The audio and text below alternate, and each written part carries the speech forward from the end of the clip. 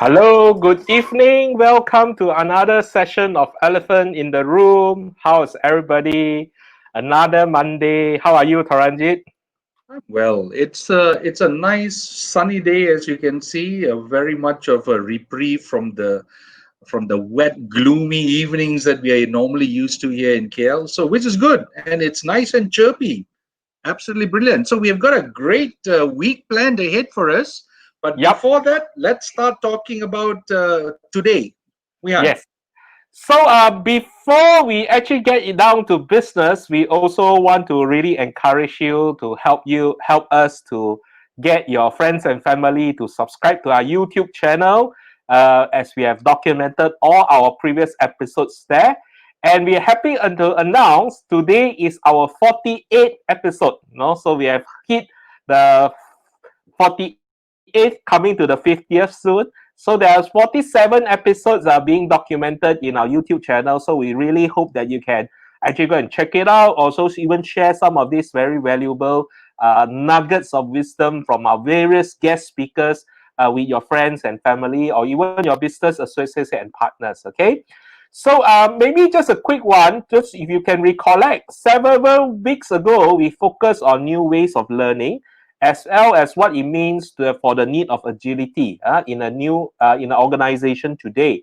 That is post-COVID, post-MCO, post-CMCO, post-RMCO, and hopefully it ends with RMCO and no more acronym for that. And we also touch on areas of mental health, as well as what we need to do as together in a new management mindset, especially when hosted David Jones from CMI, Chartered Management Institute, to actually look at the type of managers' behavior in moving forward in today's current reality. Uh, we will continue to actually have this kind of discussions, especially what the reality is, as how our favorite guest, as well as our favorite commentator or audience, Zorab Chong, always say, we will get as real as it's get going. So it's real now, it's no longer the new tomorrow. Make sure that you are in today's reality.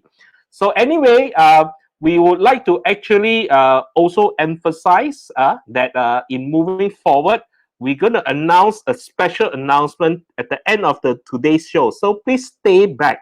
But before that, let me get Taranjeet to say something. Taranjeet? Thank you, Muyan. Yes, indeed. So it's been an absolutely amazing journey thus far. We've covered a range of topics that have been very intriguing. And I like how we've been progressing along in Elephant in the Room. We've looked at various segments, and the feedback from the viewers have been really, really positive. And today, as always, on a Monday, we do a recap. So, if you remember, early last week, we started on the final of the four parts of the restructuring and the change management related perspectives. We started to look at the post stage of this restructuring and change management exercise. What does it entail? And there were four questions, if you remember, that we had endeavored to answer. The first one is, once we had identified the role that the future centric organization should look like, how do we go out there to get the best fit for role given the staff that we're looking at, whether it be internal or external, as the case may be when they come into the organization? So that was the first one. The second one that we talked about was, what happens to those individuals who don't fit the role? What happens to them? What about the developmental angle? What about the reskilling angle? And we touched on that as well. The third one that we looked at is, what happens to those individuals who cannot be retained for whatever reason? We've gone through this process of development, we've gone through the process of job person matching, and for whatever reason they could not be retained. What do we do there? And if you recollect, we did make reference to those discussions with Sharin Azmi some time back, where he talked about the whole mindset relating to the retrenchment exercises, the exiting exercises, and how do we go out there to focus on this in a constructive fashion. If you also recollect, We went down and we had chats then with the various other individuals around what can we now do to make their journey out a little bit more easier in a more empathetic fashion. The fourth question we asked ourselves was, what do we do with those people who have been retained? How do we manage their thought process? How do we manage the change that they are currently going through, seeing their best friends and colleagues being exited in this area? The area also is around the survivor guilt syndrome. You know what? I've survived this, but there's also a level of guilt that is deep down within. I should have been there with my friends as they were leaving the front door of the organization. Why was it me that was allowed to stay and not the others? And this is a very real situation. We've seen it many, many times in the type of work that we do. And it's not just with one, it's with several organizations as a whole. Muihan, what about you, my friend? So I particularly like a closure to our restructuring and change management discussion, because I think we've been having this discussion over four parts series over the course of the last maybe 4 to 5 weeks. And it is also one of our thought process that we wanted to share with our fellow audience who is actually undertaking this journey. And we would assume, given the current situation, there will be many changes that is happening with the organizations, especially with the kick-in of RMCO. Many people are going back to their organizations, and there could be certain decisions being made by senior management over the last couple of weeks. And now definitely is execution time. Unfortunately, I think one of these exercises, of course, going to be restructuring in that sense.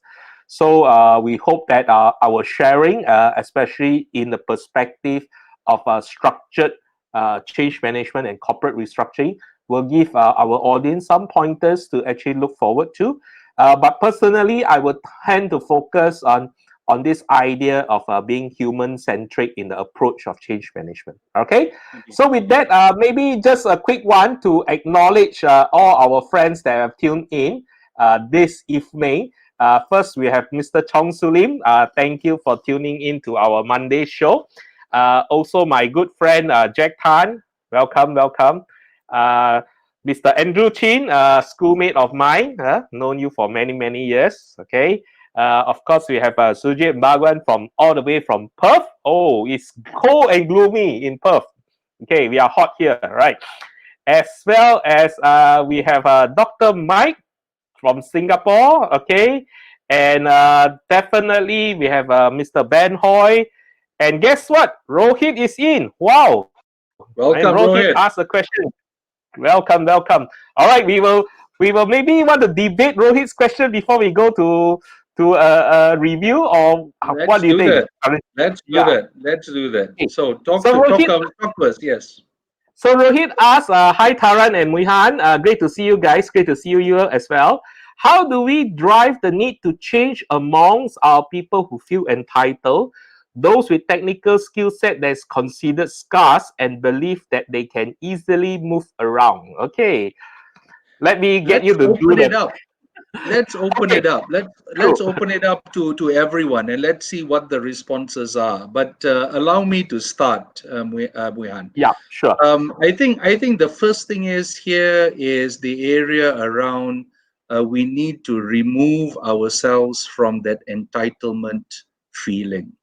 It is also very clear those feelings should never exist in today's environment. Why? Because there's a level of accountability that you have for the results that you are accountable for. And likewise, the organization has an obligation to allow for and maintain that level of relationship. The social contract or the employment contract has significantly changed. Those days of longer loyalty related, it's out of the window. We are seeing it, and I find it very interesting and quite insightful when organizations still go out there and gauge their engagement level by asking how many years of retention or how long are you looking at staying with the organization. Forget it. It's currently 9 months. It's currently 12 months, if not less, given this whole gig related approach that we're looking at. Muihan? So thank you for your question, Rohit. And also just Taranjeet say, others please chip in. Dr. Mike, Zorab, if you're watching in, please feel free to help to contribute. My personal perspective is this, and this one I learned from one of our last guests, Param Sivalingam, who used to be my client in KVMRT. We were handling a bunch of technical genius because MRT as a project has very scarce expertise within this region, if not this country.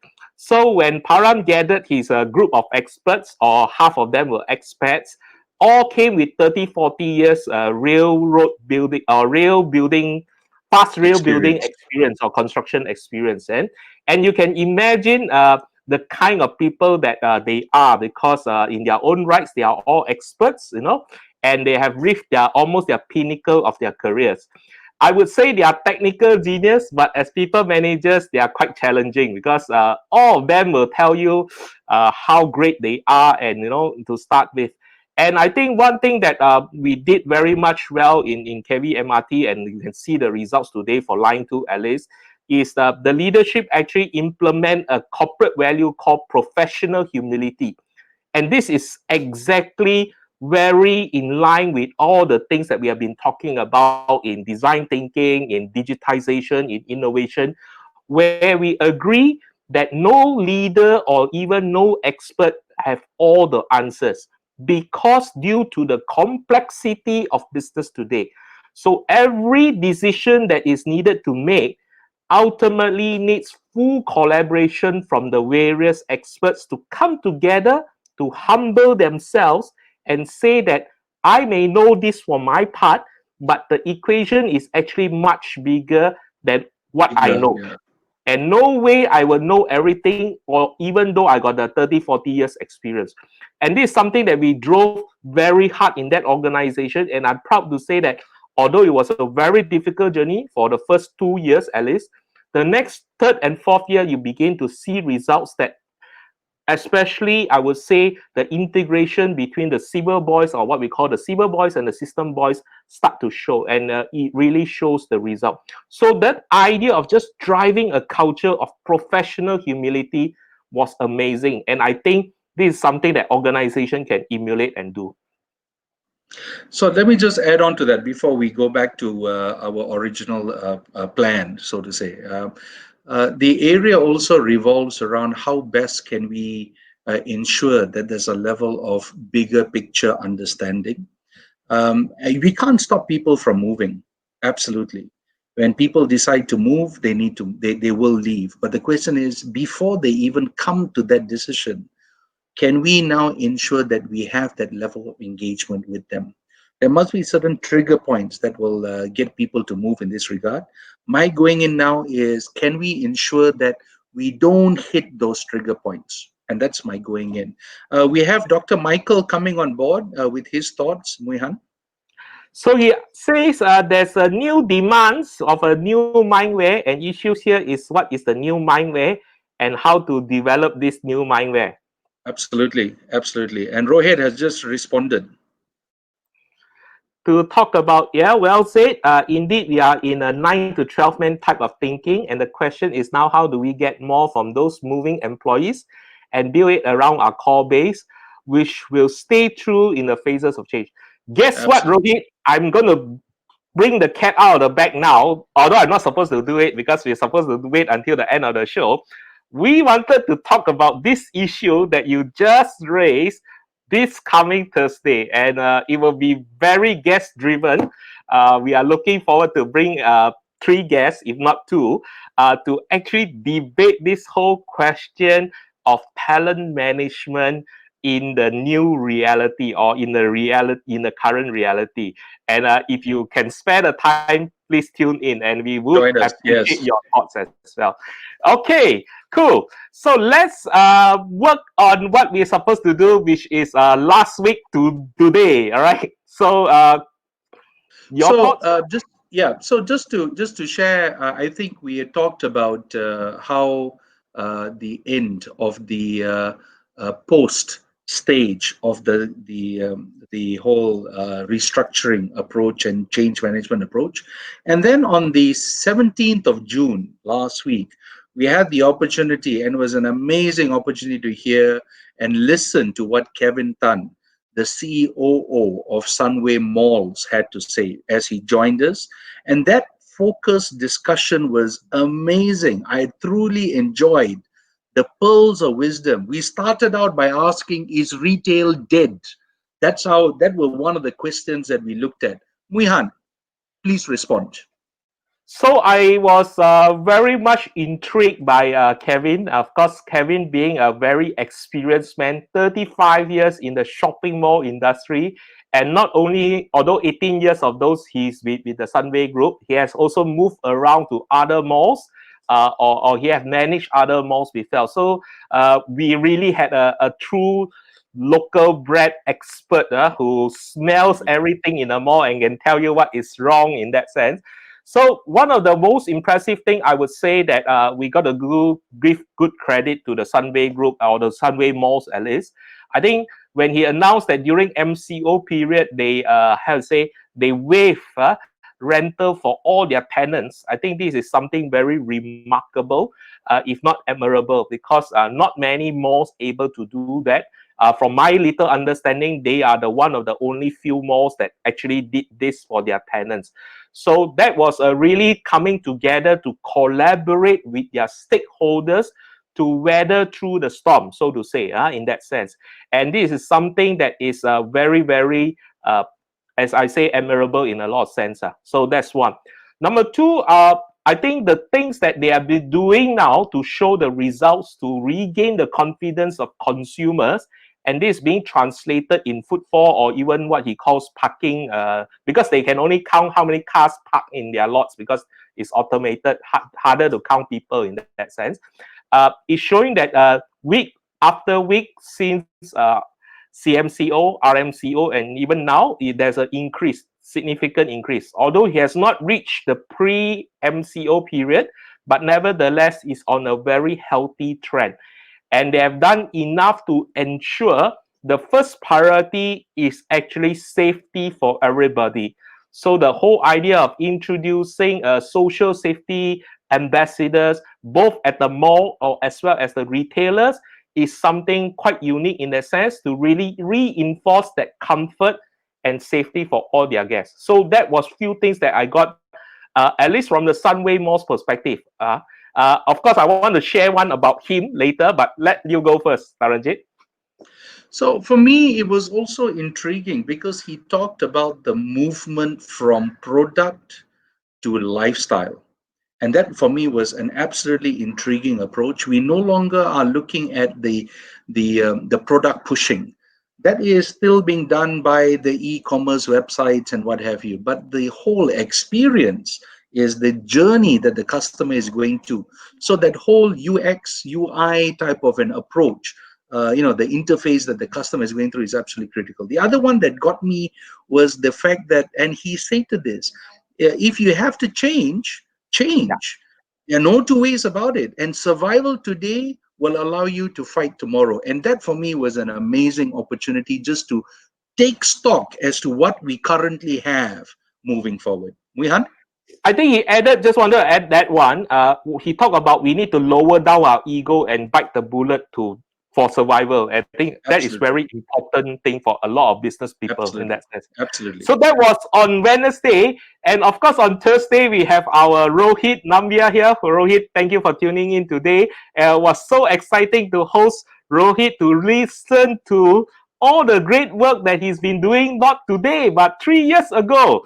Maybe you want to share with us, Taranjeet, that perspective. So yeah, it was absolutely pleasant, and we're talking in front of him, so we're not talking behind him, which is great. So yeah, we're talking in front of him, and it was absolutely amazing that that the manifestation, and I like this, and we are as corporate leaders, we tend to be bogged down by a 12-month engagement or 12-month numbers that we're looking at, and that's not the case. It's always a 3-year, 2.5 year, 3 year, and it's always constantly moving in this respect. I liked what he's doing. I thoroughly enjoyed that discussion. The ability for him to now direct his team into the digital space 3 years ago, and we are seeing companies doing it now. Now, to be fair as well, it's not something which is difficult because it's all about processes. But the difference that he brought to the table was culture and people. Absolutely spot on. And I enjoyed that simply because you need to have the people and the type of work environment, and this is where change management comes into play to drive that.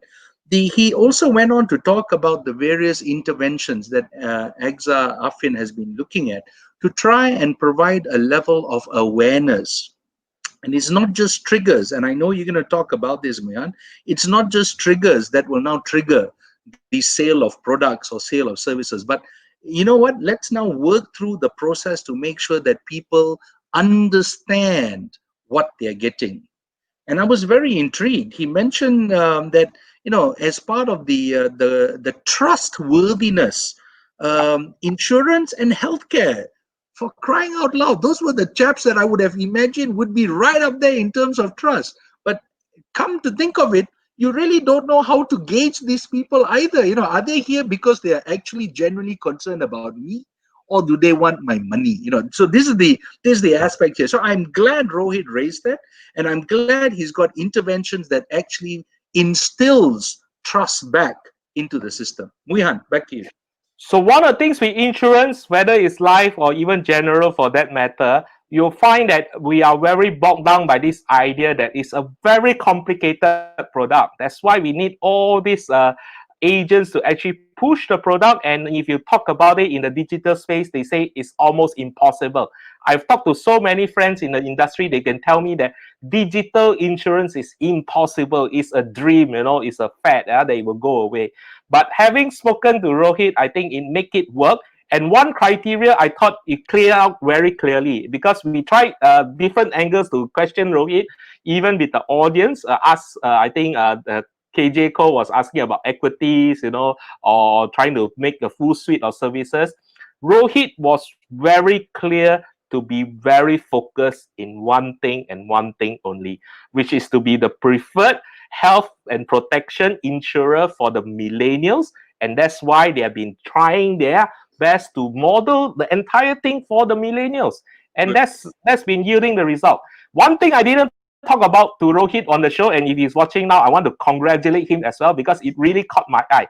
During the entire MCO period, I got to know AXA Affin Live products via the shows that they sponsored on Facebook Live. So every Friday there was a comedy show, there was a concert show. Wow, that is such a great marketing, collaboration, and I thought that worked out beautifully. And kudos to him.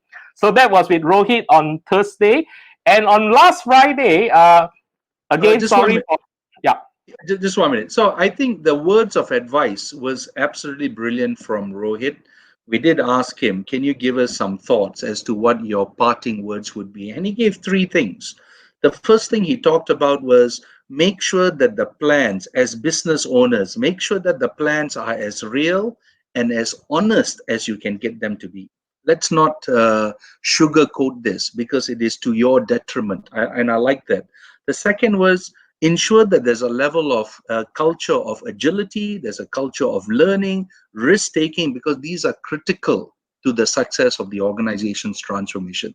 I love that. The third one that he talked about is ensure that you disrupt from within, because you have a lot more control than if somebody disrupts you from outside, in which case you've lost the angle of control in that regard. So these three things for me was crucial. They're gems, they're total gems in this regard. So well done, and kudos to Rohit and his team. Muihan, back to you. So I wanted to say that thank you for that, and wanted to say that our last guest for the last week was actually Prof. Sata Bawani, which was on Friday. And of course, very quickly want to apologize for the technical boo-boo that we happened in the early of the show. We are so sorry for that. We know that the quality wasn't good enough, but we apologize for that. So with that, wanted to talk about Prof. Sata and what he brought to the table, and we wanted to really focus. Our intention was to focus on this whole idea of digital leadership and leading to disruptive age. And I particular think that you asked this particular question of how our managers are prepared, to actually withstand or navigate towards this particular disruption age. And I Yes. think Prof talked about the different type of agilities, which I thought Yes. was very, very interesting. The other point I wanted to maybe highlight from what I got very much from Pro Sata was after all said and done about the technology and what you need to do, at the end of the day, it's still a very human to human business. So he spoke very much about the need for empathy. And I think empathy here now then creates a very good, interesting conversation, because empathy doesn't just happen within your organization or your unit or your department or your division. I feel that today, as any business owner, we also need to have empathy for our stakeholders, have empathy for our clients, and so on and so forth. So I thought that message of empathy was very aptly drive the point home very critically for our digital age leadership. How about yourself, Taranjeet? No, absolutely, and that came across as one of the skills that the digital manager or the digital leader needs to look at. The other things he emphasized it very emphatically, and incidentally, and I'm doing a plug here for him, or rather, we're doing a plug. There's a book that he's releasing, and it's currently going out on sale next month. And it's entitled "The Digital Leader in a Disruptive Digital Age," thereabout. So worth your while, have a look at that. But he talks about one, having clarity of vision, and this is to your point, exactly where are we playing in and what space are we playing in. The other one, he talks about being emotionally resilient and having social skills, simply because we are now talking about an ecosystem that we are trying to create. The third one that he talked about is empathy. This is what you talked about, Mian. The other one is driving results, criticality of results which are right. You have to have the right result. It's not just any results, it's the right results that we're looking at. The fifth one that we're talking about is being engaging. We've always been talking about this. How do I connect with the individual employee? And lastly, being agile and adaptable. These were the traits or the digital skills that a leader should have. And that, he then went on to say, is supported by the different types of agilities. And let's just go back to what Damiri was talking about all that time ago, what Andrew Lau was talking about all that time ago, even Zora. One is around the area of mental agility, the area of people agility, the area of change, and lastly, the area of results, making sure that we are agile enough to make these decisions on the fly, so long as we are within that particular parameters that we are now driving. If we need help, let's go out there and get help from the powers that be. But this for me was absolutely critical in order for us to play successfully and allow for a sustainable organization moving forward. Muihan, back to you. So we have come to the end of the show, and here's where the special announcement is. Okay, Taranjeet. Okay, so my dad always says, and when we were growing up, he even says it now to us, all good things must come to an end. And he normally says that after a good dinner and before we leave the party or whatever. And essentially, that's the theme that we are now setting up for this week. All good things must come to an end. We've had an amazing opportunity to drive this, elephant in the room. It was a spontaneous approach that Muihan and I picked up, and I'm glad that we've had the run that we've had. I'm glad we've got the type of audience participation that we've had. So, absolutely brilliant. Thank you all for that. Muihan, I will leave it to you to talk about this week. What does it entail? Correct. So we are going out with a bang, and being our last week, that means our last 5 episodes, including today. So there are 4 more episodes after today before we close the entire session. We thought we wanted to do things slightly different, and also as well as to maybe extend the time for at least 2 episodes. That will be on Wednesday and on Thursday, right? So, but tomorrow we will continue the discussion with another C-suite. So we have the pleasure of inviting the CEO of Unita International University, Mr. Puvan Balachandran, to come onto our show. And what are we talking with Puvan tomorrow, Taranjeet? Very nice. So Puvan, he is coming in, and we are indeed very honored. Another CEO, what a feather in our cap. So Puvan is going to be talking to us a little bit about the impact of this pandemic, and it's not just in Malaysia, but generally the impact of this pandemic on higher education. There's a lot of stuff going around, whether it be on CNN or BBC. What does this now mean for universities? How have universities responded to this? And we are no different. We have seen that all the way from the time we had the chat with Dr. Vanita Guptan some time back when she was a guest on our show. She talked about how universities now being impacted. It's not about being negative, but it's actually around what can we now expect universities to do things differently. If not, what are the ramifications from there? And I will be, one of the questions that we have for him is, and I'm going to preempt, is higher education dead? Given all that we're currently seeing, given all that we currently are experiencing, it's all Zooms. Where is that experience that we're looking at? And I That's right. remember that's right. An opportunity that we had. So that's what we're going to be looking at tomorrow. Let's see what that responses look like. So on Wednesday is another Give Back Wednesday, and this time we are bringing back two of our previous guests, which is Renuka Singham as well as Kevin Yong. And together, they will walk through with us at least for 4 candidates. I think we got 4 candidates who apply, both for their CV to be upgraded and enhanced. So Kevin will go through step by step throughout the show, as well as we will get Renuka to give her perspective on how these candidates then can also prepare for the interview or better position themselves on a personal branding level. So that is on Wednesday, and you have applied to be part of that review. Make sure you tune in to get these wonderful tips from these great experts that we have. All right. Thursday, I let the cat out of the bag, but maybe you want to add your perspective. So Thursday, we have an amazing opportunity to talk about talent management. Does talent management still work given everything that we have seen thus far? The gig economy that is coming in, the 3 to 9 month time horizon that people are working with us on. If it's 18 months to 24 months, I'll get a long service award. And Moihan raised that earlier.